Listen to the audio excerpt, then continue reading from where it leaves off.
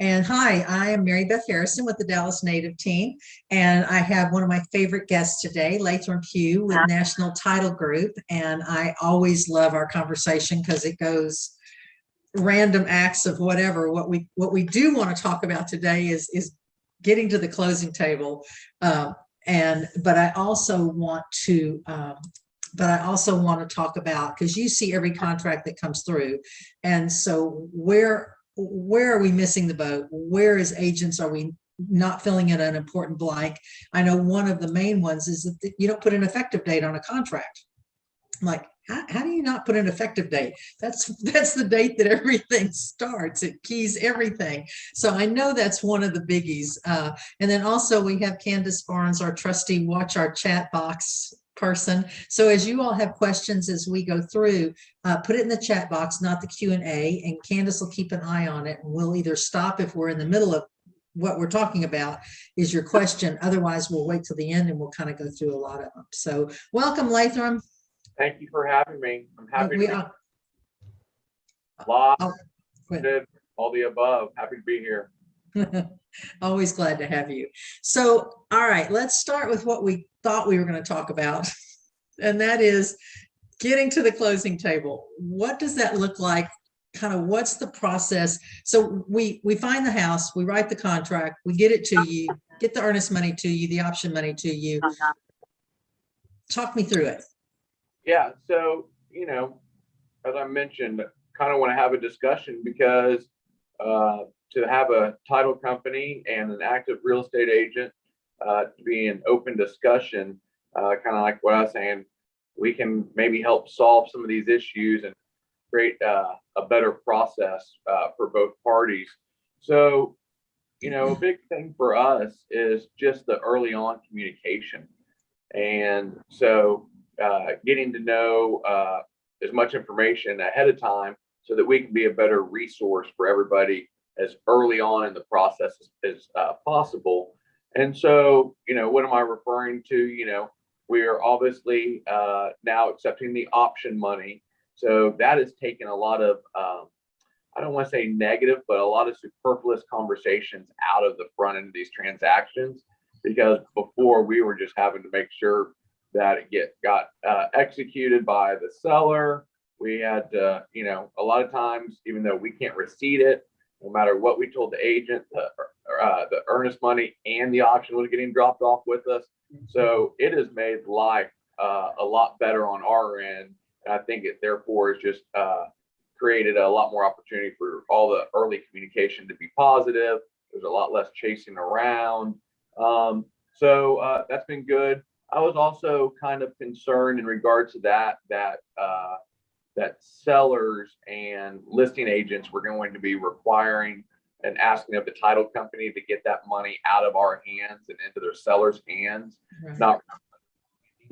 But we haven't seen that very much. So it really has, it's really accomplished the goal that was set out in regards to making that more efficient.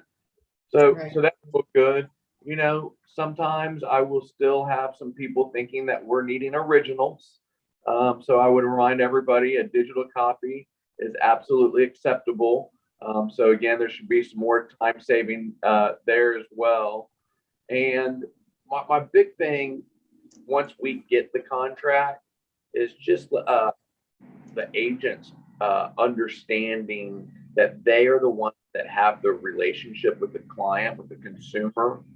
And so I just want to always kind of remind the agents that we need their help in facilitating some of that early on communication. So when y'all are, I think 95+% of title companies have some kind of seller or buyer information request at the beginning. What are the different formats that you're seeing that in, and what is the easiest for your clients to work with? Well, first of all, y'all do a lot of front end. Right, we do. We get that information from the beginning from our clients. We get their name, address, phone number, social security number. We get all that, or try to, operative word. A lot of our clients now are out of state and so that's been a little bit rough back and forth. Some of our clients, especially our older clients, don't have the ability to take something in, print it, scan it, and get it back to us. And so some of those forms aren't getting filled out as much. But one thing I want to back up to is in our contracts, the paragraph that says notices page. If agents put their own information in there, first of all, shame on them. That should never happen. It can say CC the agent, no doubt. You want to be CC'd on everything, but it should be your client's name and information, name, phone number, and email. If they don't want to be contacted by phone, then fine, then it goes, just put an email there. Whatever's in notices is how you're telling everybody you're allowed to communicate with them, everybody. So if it's just an email, then that's how you're allowing communication. But it should be as much information as you can on there, because that right off the top would help you have at least at a minimum that information, right? Well, it also can put the agents in a higher level of liability, because when you're talking about some of these tight time frames, especially that we're dealing with now, but anytime there's always time frames associated with the contract. And if the client doesn't receive something, you know, termination within time, or some kind of request within the option period, right? That agent is taking on that extra liability to be sure that it then gets communicated. And we've actually seen a client kick back to their agent, well, the option period was up yesterday. I'm just now finding out about the termination the day after option. We're not going to release the earnest money, but the communication had gone to the agent. The agent was delayed in getting it to the client, and the client holding the agent accountable for this time frame that's on the contract. We've seen that a handful of times. And so someone can be on a plane in a different time zone, on vacation, end up sick, whatever it is. So we just think it's really important, like you said, for both parties to be on there, the consumer and the agent being CC'd. So I think that is very crucial for a lot of purposes. And that would bring up something that has been very recent that we've been dealing with, is everyone needs to remember that the title company is not a party to the contract. Right. And the reason I bring that up is everything is a buyer or a seller obligation. It is true that title companies via industry standard have taken on facilitating some of these things that are a buyer or seller obligation, and the title company's taken that on. But if you're working with a new title company, I wouldn't just assume that. Don't assume that they're going to order the survey for you. And again, with tight timelines and with all these vendors being so busy, you really can't afford to lose a day or two, or especially a week or half the closing period, whatever it is. And so going back to what I was going to say about not being a party to the contract, so many times we have a buyer, seller, and or agents putting us right in the middle of the communication. They'll send a termination to us. They'll send an amendment or an extension to us, and they're not including the other party. And they're assuming that we know that the other party hasn't received it, and they're expecting us to send it out. That expectation, that assumption can only get people in trouble, because when something gets an amendment or a termination or something gets sent to us, a lot of times our assumption would be that they're just sending it to us after they've sent it to the other party. You cannot assume that the title company is going to then take that document and make sure that all parties have it. Well, and two, on an amendment, there is an effective date on an amendment. And so it should never, ever come to you or a lender or anybody else until there's an effective date. It's kind of like the contract. We don't send you a contract when we're in the middle of negotiating it. We wait till through an effective contract, and then it goes to you. And it's the same thing with the amendments. Amendments go back and forth between the agents, and only then, when we're done and everyone's agreed to agree, should it come to you. because usually it does affect the closing, which you all need to know about. Yeah, and it's almost when things start to get a little contentious, people have a larger comfort level, maybe in sending the correspondence to us and making us a messenger. And again, all that can do, it's just adding another link to the chain, and it's adding more time, and time kills deals and kills negotiations, etc. So we just find ourselves put in the middle a lot, which it's going to inherently happen. And, we understand that, but No, it shouldn't. No, it really shouldn't, Lathram. I mean, there's no excuse for that. None. I mean, the contract and all the contractual things is between the agents who are communicating with their clients. That's the whole point. We are that communicator between the two parties to keep things going. So things get contentious, that's your problem. And that's the two agents' problem, and shame on them. Because, at the end of the day, I'm not selling it and they're not buying it. We're just the messengers here. I mean, when I hear I won't allow that, I'm like, wait, you're not a party to the contract. The buyer and the seller are. There is no I. There is no agent I. So knowing that the title companies are, by industry standards, taking on some of these buyer and seller obligations, there also needs to be more clear communication of expectations. So yes, buyer needs to order a survey, but don't order it until the option period's up. Or we need the survey immediately because we need to see a topo survey because we're thinking about adding on or doing a major, backyard, remodel or something. And so there's just so many different expectations and so many different ways that agents do things, that the more clear communication early on allows us to know how we can help and help the right way. Because sometimes, it's kind of shoot the messenger type situation.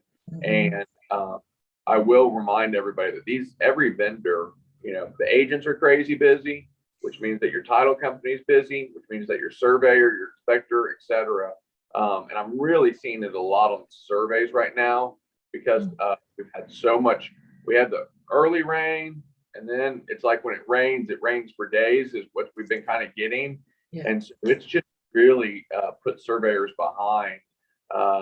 And also we talk about that contact information. Well, sometimes a surveyor can be delayed because they'll go out and they can't access something because of a fence. And if we have contact information that we can provide the surveyor at the very beginning, then they don't have to come back out and lose that delay. So getting that information, and I want to kind of go back to the buyer and seller information because it really spearheads a lot of what a title company can do efficiently early on.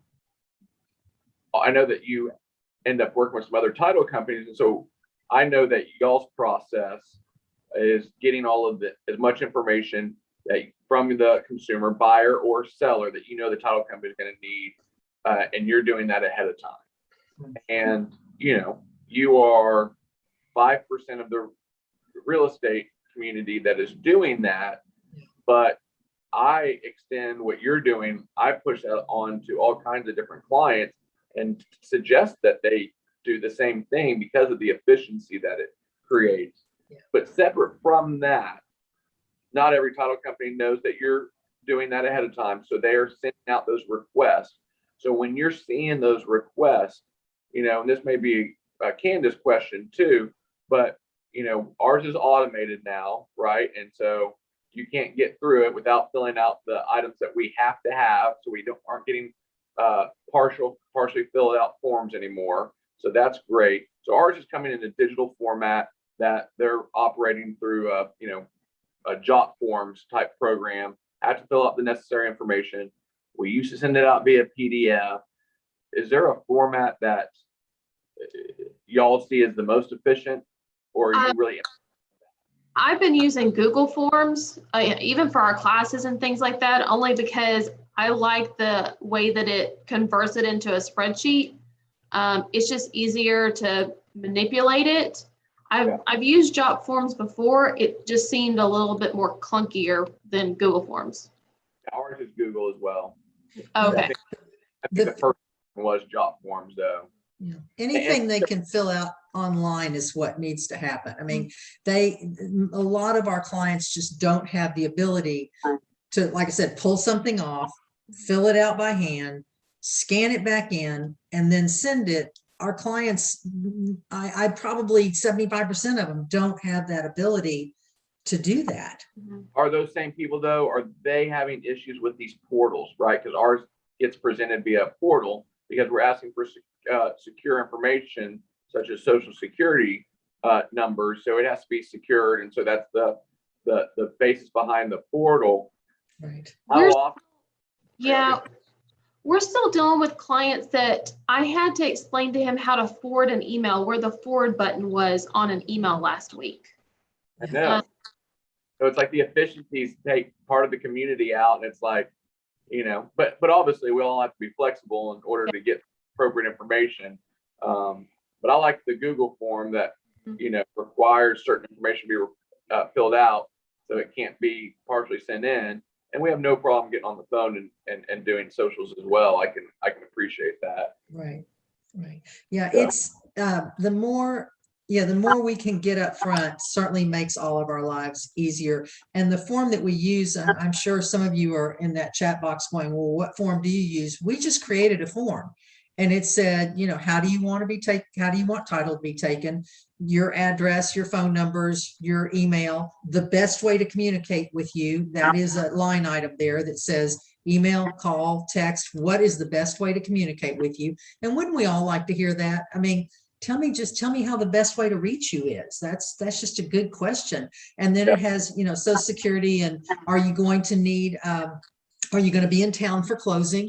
Is this an estate? It's just, we just ask various questions so that we know up front what we're dealing with. Some of it I can already answer because I know I'm talking to the client, I'm taking the listing, or I'm working with the buyer. So I kind of know some of these questions up front, but it is a questionnaire that we ask them, that we just created ourselves.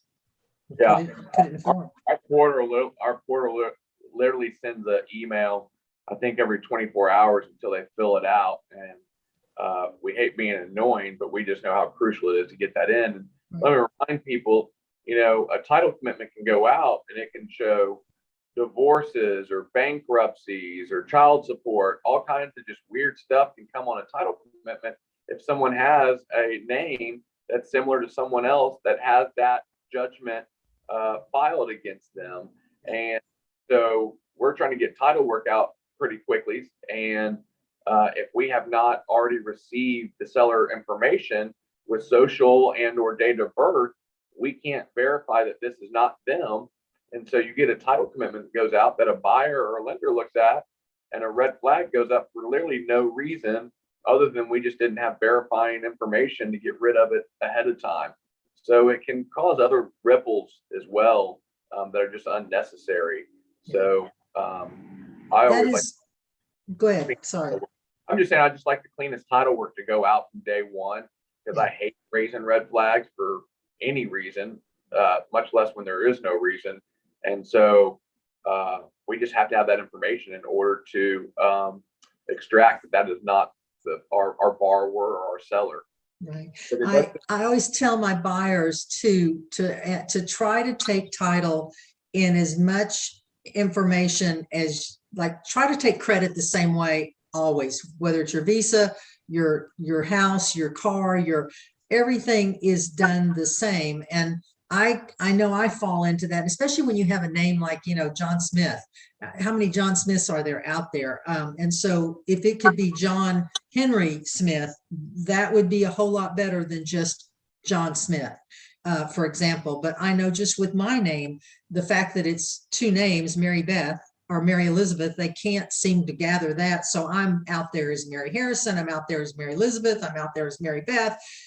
You know, I look like something from a rap sheet from the jailhouse because of all the things that come up. So the more identifiable you can be, it certainly makes life easier But when you have a very common name, yeah, the Social Security is going to be the only way to knock out all of those other all those other people that screwed up with your credit that didn't mean to. So I have a question. When y'all are working with buyers and they've already got their pre-qualification letter, right? Have to have that. Is it 99% of the time that who they have their pre-qualification from, that's actually who they end up borrowing money from? Yeah, I 99% I think is a very good answer to that. Yeah, absolutely. The only time I find that people change lenders is very early on in the process. We realize this is not going well. We're not getting communication. We're not hearing from them. We can't reach them. That we then recommend that our client back this up with somebody else. And so we don't find that very often. The lenders have been, I wish I hadn't said this because our next one will just be dreadful, but most of the lenders have been fairly on top of it. I've got to say.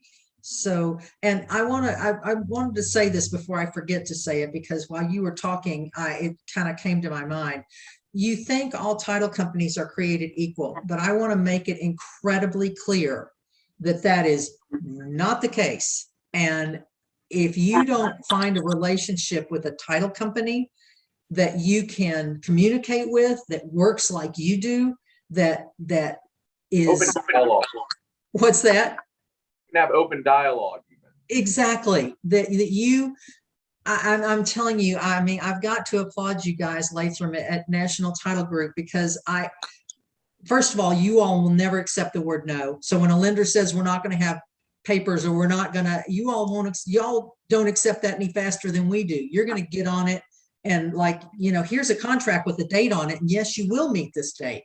So you all are as proactive as we are with that. But I've got to tell you, there's some title companies out there that it doesn't work that way. And they don't communicate, and they don't, it just know that, I mean, we all work too hard to get it under contract, drive them around all over God's green earth, finally negotiate something, get it through inspections, to have a title company screw it up. No. So I really applaud you guys for all that you do, and to get these things through to a closing on time. And I know for a fact you all have gotten papers from a lender that morning, and we've closed that afternoon. 99% of the other title companies would go, oh, we just got papers, we're not going to close today. I'm like, wait a minute, our contract says we're going to close today. So you guys will jump through hoops, and it shows. We can't fathom not closing on the date that states in a contract, right? So, but I do get some communication from lenders that are not prioritizing close dates. And there is a agent that we work with who I really admire her as well. And she used to be a teacher, and so I just kind of feel like she's got all of her stuff together, and she comes from a very intelligent viewpoint. But we were talking, and she said to us, she said, thanks again, had a great file. And I was like, I appreciate you saying that. I said, we're kind of hair on fire over here right now. We got a lot going on. And she said, I hear what you're saying, but I don't even feel that on my files. And I said, well, that's crazy. Like, that's about as big of a compliment as I can go back to my team with, because it's all my team. I'm not involved in the day-to-day unless there's a problem with the file. So you really don't want me knowing about your file. But she even said, she was referring to another title company, and she said that she had sent in a contract and had gotten no communication from them. And she called and said, hey, are y'all going to receive my contract? And they said, oh, well, we did receive it, but we weren't going to receipt it until we received the earnest money. And so literally a title company was sitting on the contract and was to acknowledge it and start communication until they received the earnest money, which is obviously, as we know, completely wrong. And you're already under contract, and there's a time period for earnest money to come in, et cetera. So it sounds absurd, but I even know the title company, and they're a pretty legit title company as far as I know. And so, one thing that I will say that I know we have done is we've invested in our company, and a lot of the investment, separate from the tools, is just our people. And so, you know, the office where I am right now, there are over 42 of us in this one location. And out of those 42 people, 40 of them are in the daily title operations. So we just have a lot of people, which those are our biggest resources. And it's amazing on the title side. It takes a lot of people to close a deal. And so sometimes people aren't just, you know, people are the most expensive resource as well. So it's hard to just keep hiring the amount of people that are actually needed to run files efficiently. But, you know, our front desk, we have 2 people sitting at the front. Separate from them, we have someone sitting back in the operations side that all they're doing is opening orders, because our mentality is everyone's waiting for that title company to send out the receipted contract, because that's when it's official. And right now there's a lot of anxiety going on about, do we have a contract or not? There's a lot of people chomping at the bit, and hopefully they already know that they have a contract because they've seen it with the effective date as you're referring to, but people want to see it quickly from the title company. So having a lot of people, because I can't imagine being in the office with, you know, 6 people, 8 people, even 12 people, and you have one person on vacation and one person end up sick, or 2 people end up sick and 2 people are on vacation. I don't know how those offices can operate. So we're just proud of our staff, and because they're our biggest resources. And I'll stop talking about us again, but one of my biggest things that I do is my colleagues, and in this one case, I'll call them my employees. My employees are my clients. Mhm. So I've made a commitment to them. And so I have to treat them like clients and make sure that they have the right tools, they're getting the right respect, and have the amount of time needed. And that's what keeps us rolling, frankly. You know, I want to go back to the comment that you made. This is something that drives me nuts. You know, I'm a contracts person. I mean, you know, that's my thing is contracts. And when you read the contract and oh, why don't we all just read the contract? But on the back page, there's 3 different receipted areas. It's we've received the contract, we've received the earnest money, we've received the option money. 3 different receipted areas, because receiving the contract is only one small step. Understanding that if the earnest money doesn't get there within 3 days, the seller can terminate the contract. So if you all haven't receipted that you got the contract, 1, what date was that? What date was on the effective date? Then 2, did everything get delivered like it was supposed to? And if the option money doesn't get delivered like it's supposed to in 3 days, then you might not have an option period because it wasn't delivered on time. So if you guys don't keep track of that when you receive it, and I know you do, so I'm using the universal you, if a title company doesn't keep track of that accurately, then we can't keep track of it accurately for our clients, whether they're in default, whether they're in, I mean, it's a huge issue. So when I hear you say that, it just gives me chills, because it's just like, it's 3 different receipts. Yeah. And let's clarify that real quick, because it's a real important point that you bring up in regards to the seller's ability to terminate if earnest money has not been received. Right. That is completely accurate. So a lot of people will think that the contract is not valid. That is not the case. There is a valid contract with or without the earnest money. Right. The earnest money, if it's not in within that 3 days, the seller has the right to terminate, just like you said, up until the point that the earnest money is received by the title company. Right.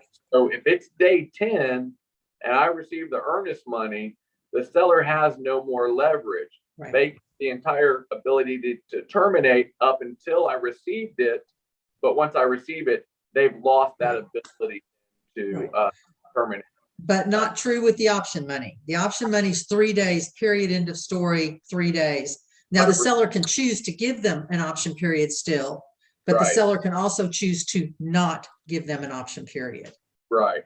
But I don't have the choice as the title company not No. to receive the earnest money Correct. when even if it's outside that 3 days.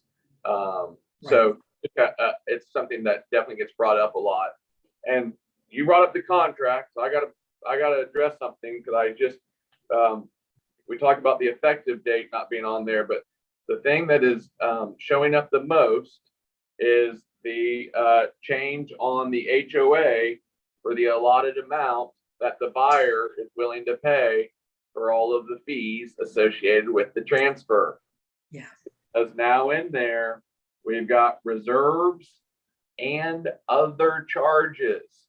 So what is happening is before, when there was some kind of capital contribution, that's always in the past been the buyer's responsibility, right? Because it's going to be used for future items.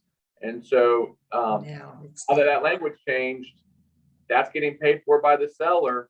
And there's been a lot of unpleasant conversations that have been had over the last few months in regards to people not knowing that, I mean, the one I'm looking at, again, the buyer shall not pay association fees, et cetera, to exceed $100.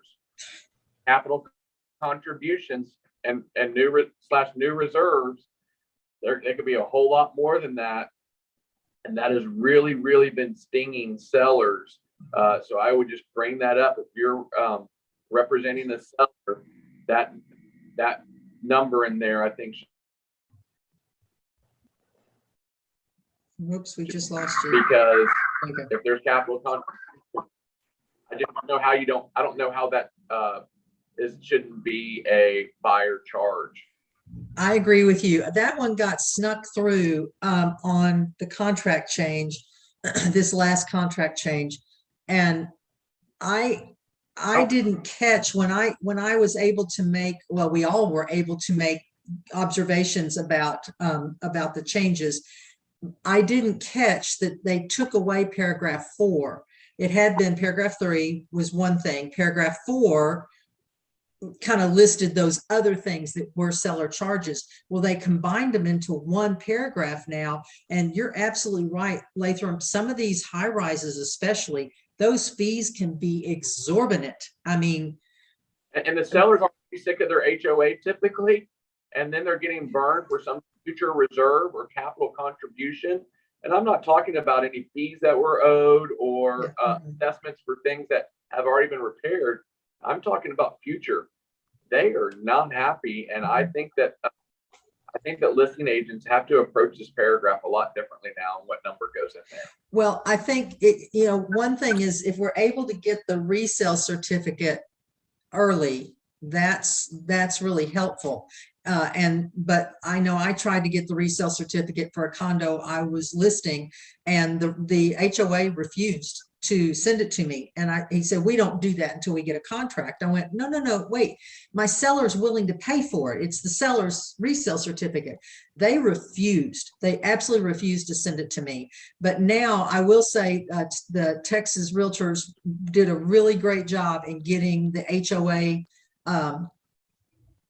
the HOA new rules approved through the state. However, it does not apply to condos. And that's really important for everyone to understand. The rules that were set for the HOA associations, management companies, et cetera, those new rules only apply to single family homes in a development and townhomes, does not apply to condos. And so that's a big nuance that everyone needs to understand. So if you're representing the seller, what are you going to put in there? I want it to be at least 500, if not more now. Depends on if am I in a high rise? Am I in a little condo association? What am I in? Right. So even if you're not getting a resale certificate, which first of all is nonsense, they're paying that HOA management company. You should be able to get a resale certificate upon request. So that's absurdity. But I think that there's very few well-managed HOA management, unfortunately. But you know, otherwise, maybe just asking, I don't know. I don't know if you could even ask an HOA and trust the answer if you were to say, if we are to resell, will there be capital contributions required or future reserves required? Because again, if you're representing seller and you're going into this contract and you put the standard $100 or $200 in there, you're setting up your seller to have a possible hard time. And like I said, there haven't been very many closings that people aren't kind of celebrating being done with their HOA. And so when they see that there's some random $1,000 that they're paying for more of a future use, it's not a fun closing. No, we were shocked when we saw, when I saw the actual change that came in, because I teach contracts. And so when I saw that, and then we had one of the lawyers from the lawyer broker committee talk to us to better explain that, because I didn't understand it to be as extensive as it was. And the way it was described to me is that any charge that would not have otherwise occurred had you not sold this property. Yeah, other charges, that's a big phrase. It is a big. Are y'all seeing insurance take a little bit longer to get placed on these properties? Have you, Candace? Oh yeah, it's usually happening like right after option, and it's taking usually either past the finance date or up to the finance date to get the insurance placed. Yeah, I just would remind everyone of that. We've just had so much extreme weather, and also just therefore the rates have really, really skyrocketed. So if anybody has been with the same carrier for a long while, I would definitely push for them to go look at other options, but also leave enough time. Just like I said, surveyors are slow, and title companies may be slow, inspectors, I know the inspectors are slammed, obviously.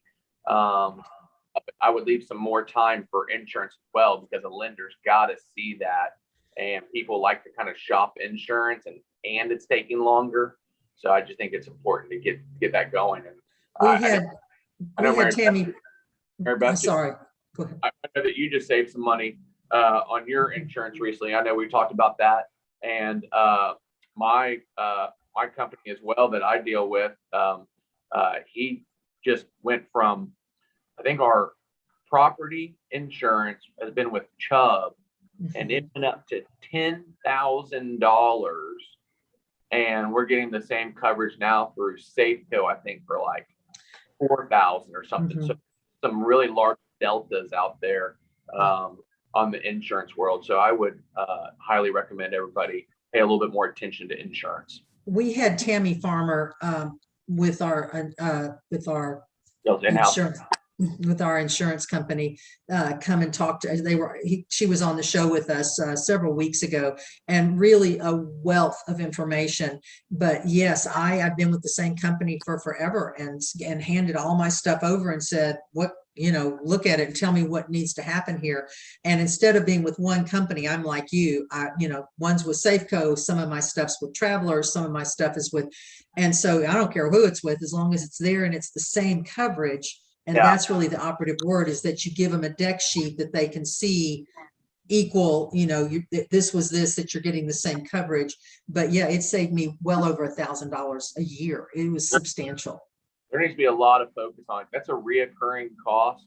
The attrition rate, you typically stay with it for a long time. Yeah. And it's like any bill, it just really creeps up if it hadn't been addressed. So I'm glad that you brought her on, because that was going to be my suggestion, because there's going to be some real value there. And then, something I don't see agents doing very often. I think it's very important to have a strong insurance relationship, because you can also get the lost run reports. And so literally you can call an insurance company and ask them to pull a lost run report, which is a report showing any claims that have been made against that property. Right. So I think that if you're trying to be diligent, that is a very diligent option in regards to checking out a property and seeing if there's been issues.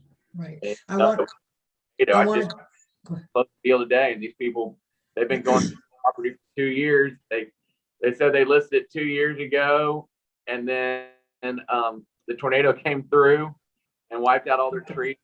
Minimal damage to the house, they said. And then, there was the COVID lockdown, and so I don't think they were showing it or something. So I had some happy sellers right before this meeting. Mhm. I want going back to the contract. When we talk about Candace getting insurance in a timely basis, the financing is for the buyer. The buyer has to be approved, personally approved during that finance period. It has nothing to do with the property approval, which is appraisal, insurability, title work, survey. So one is one thing, but there is no timestamp on the property being approved. And so if we get a week before closing and realize that the home is not insurable for whatever reason, that will stop the loan process and has every right to do so for the buyer to get their earnest money back and this contract to terminate. So understand two different approvals. One is a person, which honestly, they should have already been approved before you ever wrote the contract, but that's a whole nother class. But the second is the property approval. So you do need to start on that insurance really, really quickly upon going under contract, as long as the buyer understands they don't have to pay for it until closing. However, they need to secure it. They need to seek and search and find it. It is one of the things that I find, that's the reason why it's on our checklist now, is because early on I realized that people would sometimes miss that. They were so busy gathering the documents that the lender required or answering the emails from title or whatever they were needing. But the one thing that they would always forget to do is get insurance on their house, which, that's kind of a big deal. So it's something now that we really start aggressively saying, hey, you need to get on this. Don't wait until the option period. Don't wait until your finance. They tend to look at those dates as their points of, hey, this happened, so I need to do this. That tends to be their thing. And I'm like, no, these things need to happen now. Everything needs to go together at the same time. Yeah. I call it hurry up and wait. Yeah. When you go under contract, it's like a lot of flurry of activity, and then we all just wait until it's time to close. It's a lot of hurry up and wait. So Lathram, tell me, what are some of the things you see on a contract or don't see that should have seen that we could do better for our clients? Is there something or some things that you really see crop up all the time? Well, there's a lot of lease backs going on right now. And so continuing to kind of gain knowledge of the leases, sometimes it's some incomplete information, or the leases aren't even being taken care of at all. And so I don't that some people aren't used to being a landlord, and so they don't understand how important that having an actual written lease in place, what kind of security that provides. And that along with the insurance piece real quick, one thing I do suggest is, with all these lease backs, these owners are turning into tenants. So really their policy needs to turn into a renter's policy. Yes. And then these owners who are buying the property, they are renting it out to that seller for a period of time. So they're all of a sudden a landlord of a rental property for, it could be 2 days or it could be 2 months right now, right? So it's an extended lease back period.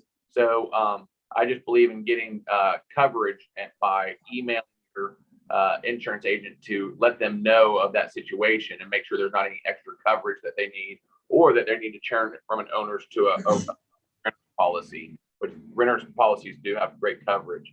I don't keep meaning to go to insurance, but it is a big part of this. And then, so really that lease back and that being comprehensive, we've seen a few more seller finance transactions. Really? Yeah, seen some seller finance stuff. People are just wanting to make plays, but their credit's still real bad.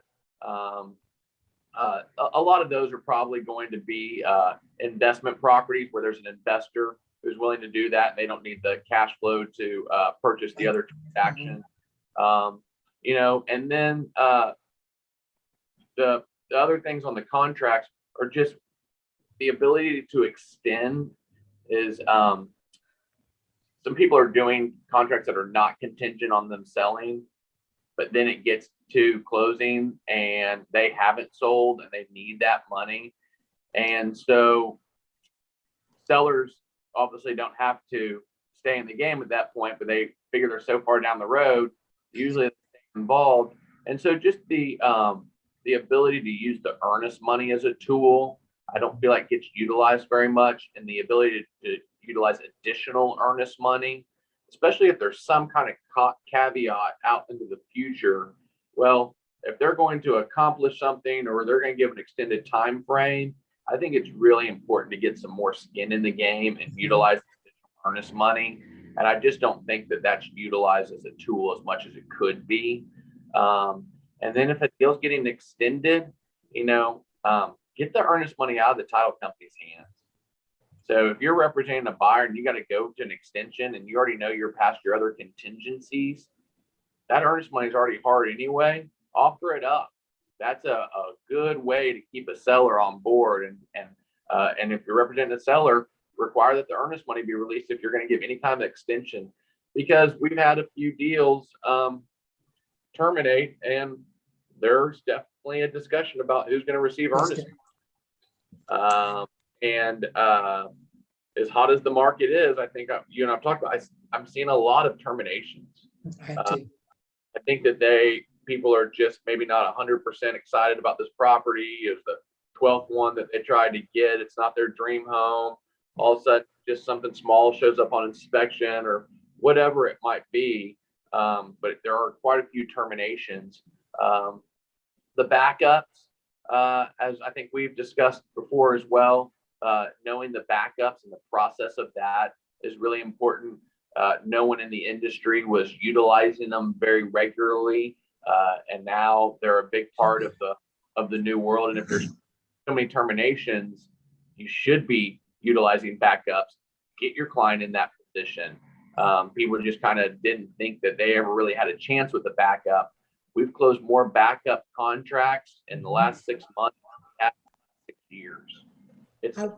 I want to add, people need to understand, and again, you know me, my contracts, earnest money and option money is due and payable as a backup contract.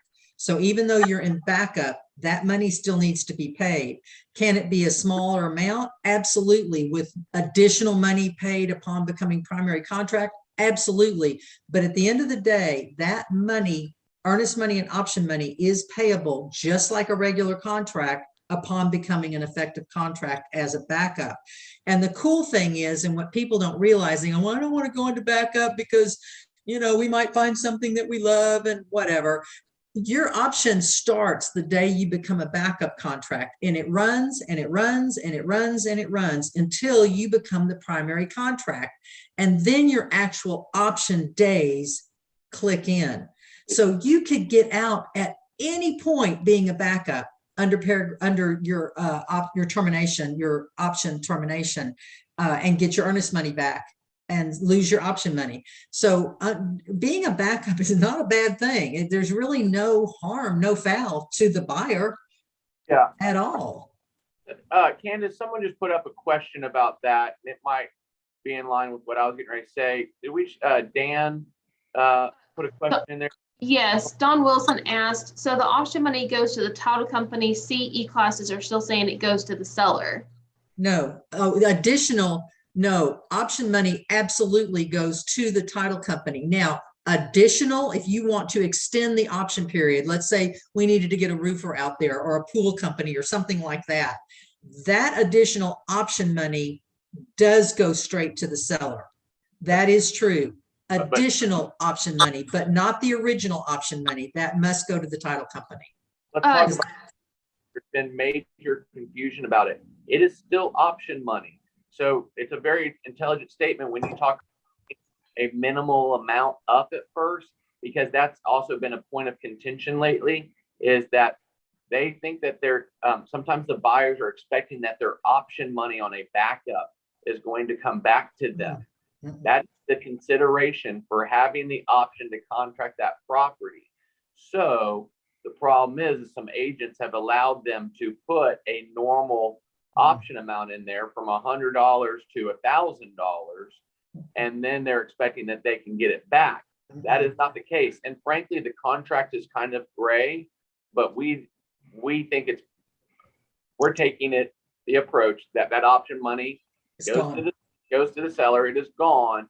So let's go back to your point of, if you know you're going in that position, make it nominal. And the seller is going to understand that too. A $10 option period is absolutely fine on a backup. I don't care what the earnest money is, right? Because you're going to be a good steward of the contract, but the option money definitely needs to be a lower amount. Right. With the caveat being in special provisions, you would write buyer to give seller additional blank number of dollars, 300, 500 option fee within 3 days of becoming primary contract. That's how you would write it. And so that's the way you get away with the $10 of option up front on a backup, guys. We're talking backup contract. Please hear that. We're not talking a regular contract. You're the backup. $10 of option, and in special provisions, you explain that you're going to give them the additional money upon becoming primary contract, right? It's been kind of interesting though. So when these deals have terminated, there's been quite a few times where the seller, in the termination, they're requesting the option and the earnest money back.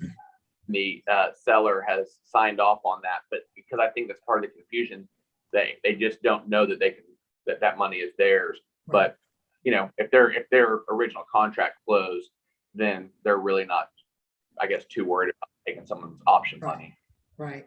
But the minute you go under contract, whether you're a backup or whether you're a primary, the second you go under contract, that option money's gone.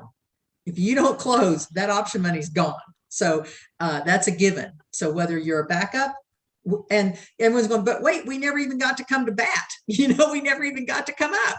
That doesn't matter. You went under contract and that option money's gone. So that's how that works. What else are you seeing, Lathram, that first of all, Candace, I see some questions. Do we want to stop and answer? Let's answer. Because we got about 9 minutes. So yeah, let's answer questions. These are pretty simple. So, okay. So simply, what does the title company do? There are a lot of people that are moving here from out of state, and they've dealt with attorneys instead of actual title companies. So I guess they're wanting to, is it the same thing? Is it a little different? How does that work? Right. So a lot of people from the Southeast, the Carolinas, Georgia, they work with attorneys. And then you go over to like the West Coast, and they've got escrow companies, and then title companies are separate from escrow, so they're split up. So the way I would look at it is the title company in Texas is a more comprehensive approach to the real estate transaction. We're handling all the escrows, meaning we're the facilitators of all money, right? At this point, it's earnest money and option money, the purchase amount, which is made up of cash and lender's funds typically, and then we're handling the payoff for the seller. So we're handling the entire escrow piece of the transaction, as well as we're handling the all of the title piece. And some people will complain that the title insurance premiums are higher in Texas than any other state, but it's also because we play a lot larger role in the transaction as well. So sometimes you're just kind of paying for the time that's being spent, because some of these other states, they'll have a bunch of additional fees. And so ultimately it adds up. And in some other states, if you actually terminate a contract, there is still money owed. And in Texas, that is not the case, right? If a contract terminates, we don't collect a dollar. So that's something that's a little bit different. So we're just the ultimate middleman. Once a contract has gone under contract and been executed, then we are facilitating a lot of the communication. As I mentioned, the payoff, we're handling the taxes.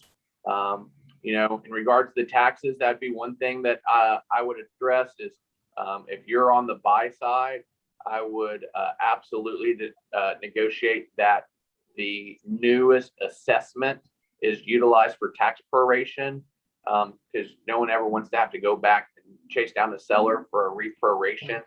That's not fun for anybody. I would also say if you're selling, or your client is selling, I I would still want them to protest taxes. Some people will say, no, I didn't protest taxes. I knew I was going to sell the property. Well, protesting the taxes, especially if you use a service, that's no skin off your back. So there's no reason not to go about it.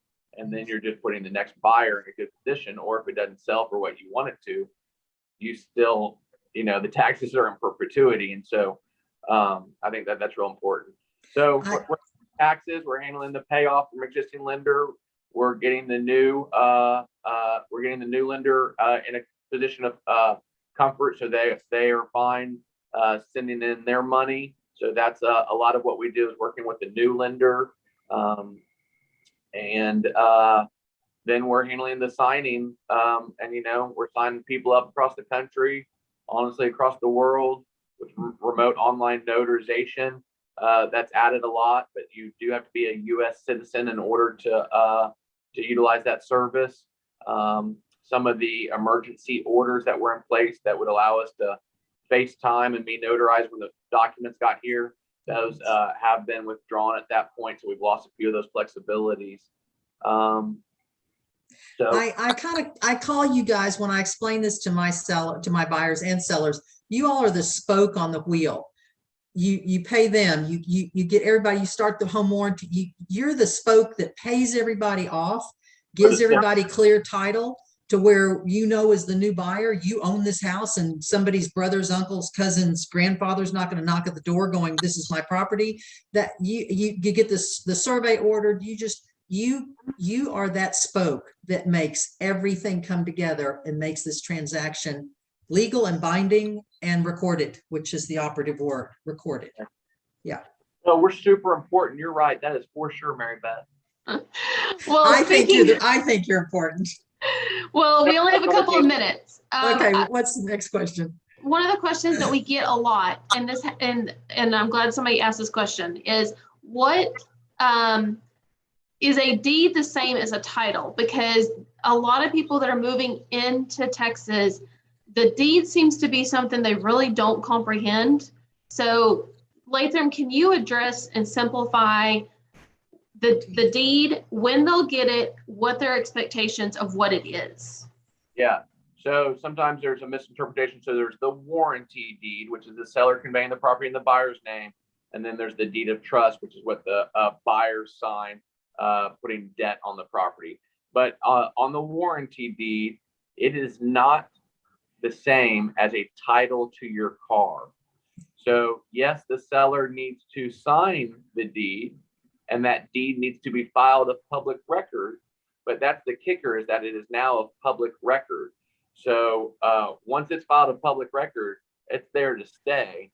And so we as the title company will electronically record it, and we send the warranty deed to the new buyers within about a 2 or 3 week time frame with their title policy. But what I tell everybody in closing is one of the junk mails that you're going to get is going to be asking to pay for a certified copy of your warranty deed. And you don't need a certified copy of it. You don't even need the original recorded deed that we send to you. It's all a public record. And so that is what determines the ownership of a property. You do not ever have to have a physical document in your hand. So a lot of people look at the deed of my property, I need to put it in my safe. That's not the situation. It's a public record and it can always be accessed.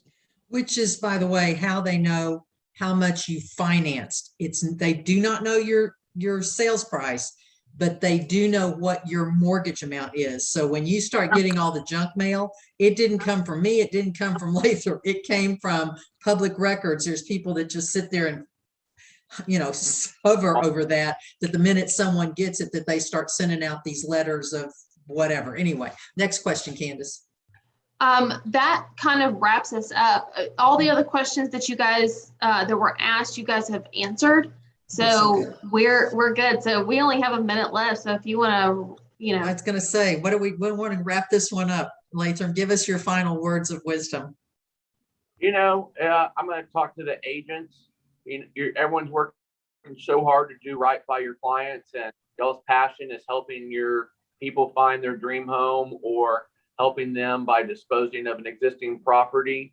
And it's such a insane market. Everyone's moving so fast. I would just remind everyone to take a step back, prepare as much ahead of time, have as many conversations in preparation of going to negotiate pricing or asking over or putting more cash down. And then I really just believe for a buyer or seller so that you have a basis to work from. So when someone sends something over and it's and they're talking about objection period or number of days per survey or any of those things, you already have a basis, a baseline to work from. And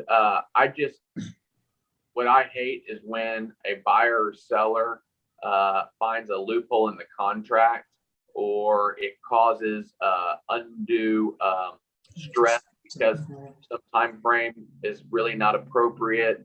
So I would just say, be diligent on your contract, have a baseline via templates for buyers or sellers, have somewhere to start from, and